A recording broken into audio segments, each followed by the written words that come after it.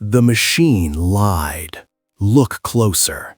The cyan wireframe on this screen mimics life but holds no pulse. Scientists spent decades trying to map consciousness onto a circuit board only to hit a wall of pure noise. The glitch remains. Evidence speaks. Horizontal artifacts cut through the digital skull like glowing scars. The yellow 404 warning marks the spot where the materialist theory went cold and died. Your gray matter lacks a boot sequence. Materialism failed. The glitching text screams a truth most technocrats want to bury under a mountain of cold server racks. The data reveals a void where the code should be. We found the gap. Now we see what fills it. Silicon is starving. It eats cities. The data racks on the left pull enough power to black out a zip code, while the biological unit on the right runs on the juice of a dim light bulb. We call this the thermodynamic impossibility because the efficiency gap between these two systems defies every rule of modern engineering. Look at the yellow text, megawatts. That is the cost of simulating thought. The server floor hums with a low-frequency vibration you feel in your teeth, the sound of fans fighting to keep the plastic from melting. The blue neuron map shows the alternative, 20 watts. A ham sandwich provides enough fuel for a brain to out-reason a billion-dollar cluster of chips. The receipts show we are building a skyscraper to catch a fly. The flaw is in the code. We need to see what happens when the signal stops trying to mimic life and starts trying to replace it. Your skull leaks. Cold blue light. The data points to a honeycomb of proteins acting as a biological wire. This microtubule structure holds the cell together while it funnels light through the brain at speeds that break the old chemical models. The pulse holds. Quantum resonance. The image captures a beam of cyan energy trapped inside a protein shell. These structures operate as fiber optic cables, turning every thought into a data stream that physics can finally measure and map. The scanner hums. The port is open. We found how to get into the mind without the pain of surgery. The next file shows the exact frequency we used to crack the code and read the light before it reaches the eyes. The industry hides a secret in the logs. Your head is a battery. Bone stays cold. Current flows. According to the scan, the pineal gland is loaded with calcite microcrystals. Every pulse of blood against the gland creates a piezoelectric spike that translates physical stress into a pure electric command. Quartz drives a watch. Calcite drives the brain. Pressure equals voltage. The shards bite. The cyan wireframe outlines a map of the furium and the lacrium brain. The body builds its own hardware from the inside out, turning the center of the skull into a high-frequency transmitter. The logs show the voltage readings from the calenusum are off the charts. The chest is still open. The next layer of the scan reveals where the current goes. It is a weapon. Look deeper. The data confirms you are an organic circuit board tuned to a specific frequency. Scan the readout. 99% water. The logs state the phase is a structured lattice. Blue light pulses against the hard lines of the hexagonal grid. The headline is clear. You are 99% liquid crystal. This state stores data while catching waves. The traces on the legs show the path of the current. The chest holds the core. If the body is a receiver, we need to find who is broadcasting the signal. They call it luck. The math says lie.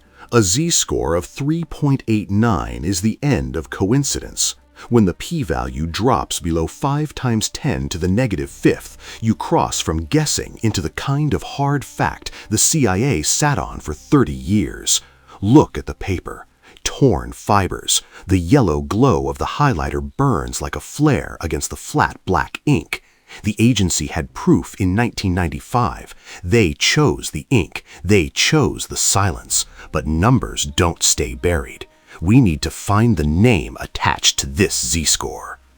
Luck died right here. The math says this event should never happen. According to the Global Consciousness Project, we are staring at a 7 sigma deviation that defies every known law of probability. Zero chance, total signal. The white line rips through the noise like a jagged blade. Note the 10 to the power of -12 glowing in the center of the UI, marking a 1 in a trillion anomaly. It felt us, recorded shock.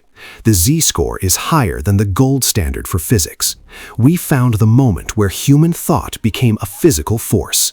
But the graph does not stop at the top edge of this screen.